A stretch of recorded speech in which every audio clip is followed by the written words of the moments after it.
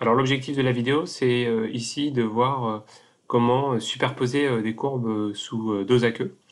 Alors lorsqu'on a réalisé une première simulation, par exemple ici l'acide éthanoïque par la soude, et qu'on veut par exemple voir l'influence de la dilution, il faut en fait retracer par le logiciel donc une autre courbe, et donc revenir par exemple au niveau du bécher et dans le volume initial, changer le volume initial et par exemple rajouter ici une dilution qu'on va diluer par un volume d'eau, par exemple de 100 millilitres. Et donc OK, et l'ensemble de processus ensuite est le même.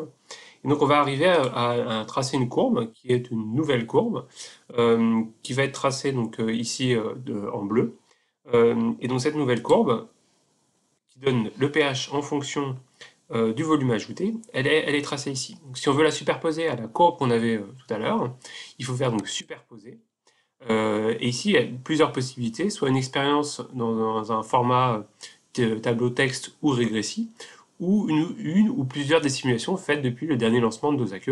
Donc dans notre cas, c'était une simulation qu'on venait de faire juste avant. Donc on clique dessus, et donc il y a plusieurs possibilités, plusieurs expériences qui nous sont proposées. Donc celle qui est à l'écran, elle n'est pas indiquée ici.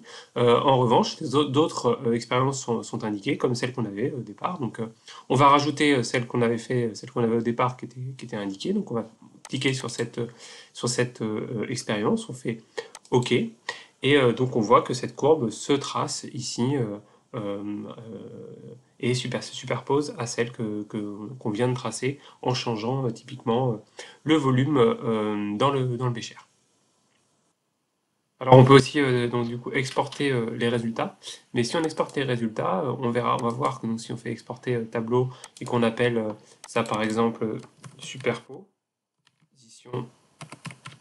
courbe, euh, on peut s'apercevoir en regardant le fichier que ce fichier ne fait apparaître qu'une seule courbe.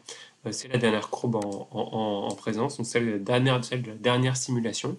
Et donc si on veut faire en sorte d'avoir l'ensemble des courbes dans un fichier, il faut donc les enregistrer les unes après les autres.